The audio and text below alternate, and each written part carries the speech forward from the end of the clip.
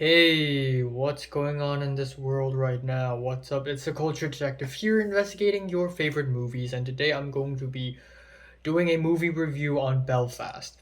So, Belfast is the latest movie from Kenneth Branagh. He wrote and directed this movie, and this movie had been sweeping the awards and has gotten multiple Oscar nominations, including Best Picture.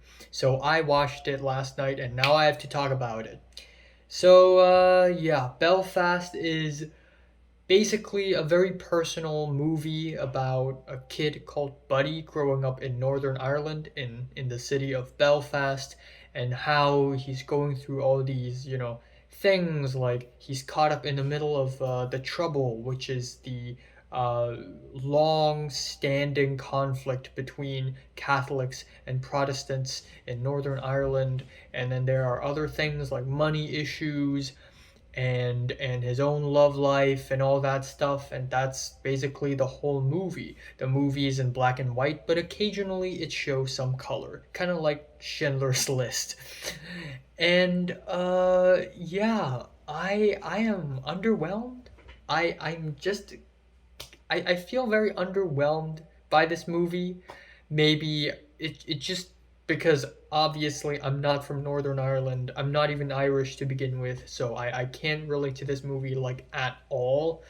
But even so, the characters and the story are just not all that compelling or engaging. It is a fun movie, it is charming, don't get me wrong, but the whole movie just feels like almost nothing had happened. And that's not really my complaint, but that's basically what this movie is trying for. This is basically like Kenneth Branagh's very own version of Roma by Alfonso Cuarón, except Roma has depth, it has humanity, and it has great cinematography, but Belfast doesn't have these things, so all that's left is a boring Oscar Beatty movie. The cinematography of this movie is particularly weird because this movie always has either two kinds of shots. The first kind of shot is a very close up with a shallow depth of field, and the other kind of shot is a very distant wide angle. And the movie constantly jumps from the close up to the wide angle, back and forth and back and forth and back and forth, which not only creates a very weird, jarring feeling, but also the wide angles make this movie feel so epic and spacious for no freaking reason. It feels kind of extra and showy. Some of the dialogue in this movie is kind of on the nose, and I don't really like the score, the saxophones, the relaxing saxophones, and Van Morrison. They just don't feel like they fit the tone of the movie at all. Tonally, the whole movie just feels kind of mismatched and awkward. And again, this movie is in black and white, but not entirely. When the characters were watching a film in a cinema or when they were watching a play, eh, that part was colored for some reason. And I feel like Kenneth Branagh's trying to say something, but that something is not conveyed enough. And instead of feeling like a deep, brilliant thing, it just feels like a gimmick. It didn't serve much purpose, in my opinion. And another thing I'd like to say is the editing is kind of weird and choppy sometimes. And by choppy, I don't mean like it edits too much, it's just that it cuts away too fast.